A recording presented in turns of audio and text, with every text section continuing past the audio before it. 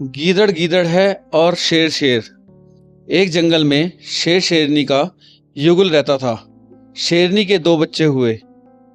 शेर प्रतिदिन हिरणों को मारकर शेरनी के लिए लाया करता था।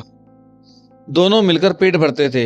एक दिन जंगल में बहुत घूमने के बाद भी शाम होने तक शेर के हाथ कोई शिकार ना आया। खाली हाथ घर वापस आ रहा था तो उसे रास्ते में गीदड़ का बच्चा मिला। बच्चे को देखकर उसके मन में दया आ गई। उसे जिंदा ही अपने मुख में सुरक्षा पूर्वक लेकर वह घर आ गया और शेरनी के सामने उसे रखते हुए बोला, प्रिय, आज भोजन तो कुछ नहीं मिला। रास्ते में गीदड़ का यह बच्चा खेल रहा था, उसे जीवित ही ले आया हूँ।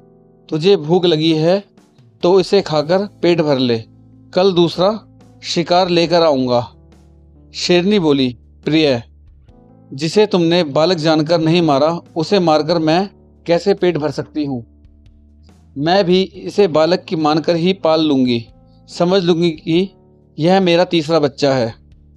गीदड़ का बच्चा भी शेरनी का दूध पीकर खूब पुष्ट हो गया और शेर के अन्य दो बच्चों के साथ खेलने लगा। शेर शेरनी तीनों को प्रेम से एक समान रखते थे। कुछ दिनों बाद उस वन में एक मस्त हाथी आ गया। उसे देखकर शेर के दोनों बच्चे हाथी पे गुर्राते हुए उसकी ओर लपके। गीदड़ के बच्चे ने दोनों को ऐसा करने से मना करते हुए कहा, यह हमारा कुल शत्रु है, उसके सामने नहीं जाना चाहिए। शत्रु से दूर रहना ही ठीक है। यह कहकर वह घर की ओर भागा। शेर के बच्चे भी निरुत्साहित होकर पीछे लौट आए। घर पहुंचकर शेर के दोनों बच्चों ने माँ बाप से गीदड़ के बच्चे के भागने की शिकायत करते हुए उसकी कायरता का उपहास किया। गीदड़ का बच्चा इस उपहास से बहुत क्रोधित हो गया। लाल लाल आंखें करके और होठों को फड़फड़ाते हुए वह उन दोनों को जली कुटी सुनाने लगा। तब शेरनी ने उसे एकांत में बुलाकर कहा कि इतना प्रलाप करना ठीक नहीं। वे तो तेरे छोटे भाई हैं, उनकी बातों को टाल देना ही अच्छा है।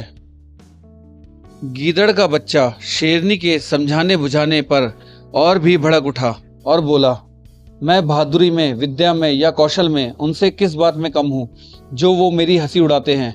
मैं उन्हें इसका मजा चखाऊंगा, उन्हें मार डालूंगा। यह सुनकर शेरनी ने हंसते हंसते कहा, तू बहादुर भी है, विद्वान भी है और सुंदर भी है, लेकिन जिस कुल में तेरा जन्म हुआ है उसमें हाथी नहीं मारे जाते। समय आ गया है कि तुझसे सच बात बता देनी चाहिए। तू वास्तव में गीदड़ का बच्चा है। मैंने तुझे अपना दूध देकर पाला है।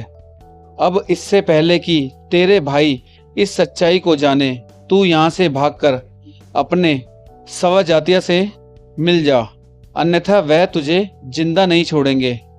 यह सुनकर वह डर से कांपता हुआ अपने गीदड़ दल में आ मिला।